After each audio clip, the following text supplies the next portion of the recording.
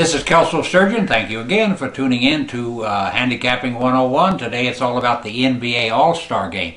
The first thing that we want to acknowledge here is when you have basketball players of this talent competing in a game, it doesn't take a genius to figure out that either team can win the ball game. It's as simple as that. The East, by the way, won last year by 2 points.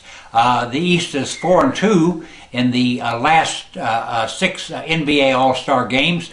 But I'd like to point out something that a lot of people have missed about last year's game, in which the East won by 2.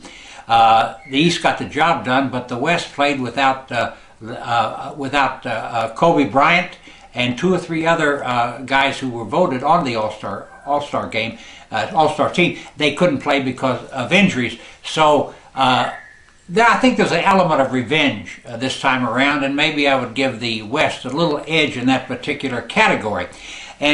But once again, just remember, either side can win this game. Does that make it an automatic take on the points? Not really. I took the +2 last year and won straight up by 2, but that doesn't mean a whole lot. You know, last year in the All-Star game, there were 280 points scored. The average score in the All-Star game over the past 10 years has been 266.8 points per game. Now, I haven't seen the betting lines on Sunday's game, but I would have to lean a little bit toward going over the total because they're playing at the Staples Center, which is the home court of Kobe Bryant, and you know he's going to let it all hang out and really shine there. So in the All-Star game today, I'm confident I'll win my 20-point play on the side. I'm confident I'll win my 20-unit play on the total, and then put the icing on the cake with that 10-unit parlay at odds of 13-5.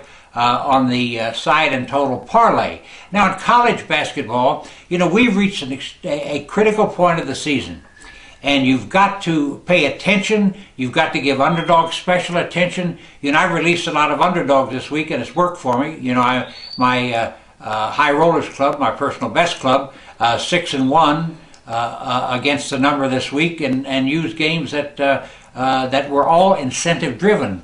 Best Bets Club, 9-4 thus far this week. I used all games that were incentive driven, and by the way, an unusual amount of underdogs that won outright in these games. So when you handicap the colleges this week, just remember one thing: incentive driven basketball teams that are looking to get to the NCAA or the NIT, or to improve their position in the seeding in their conference tournaments, have an edge over the rest of them. Pay attention to what's going on, and remember, it's the little things that win important basketball games.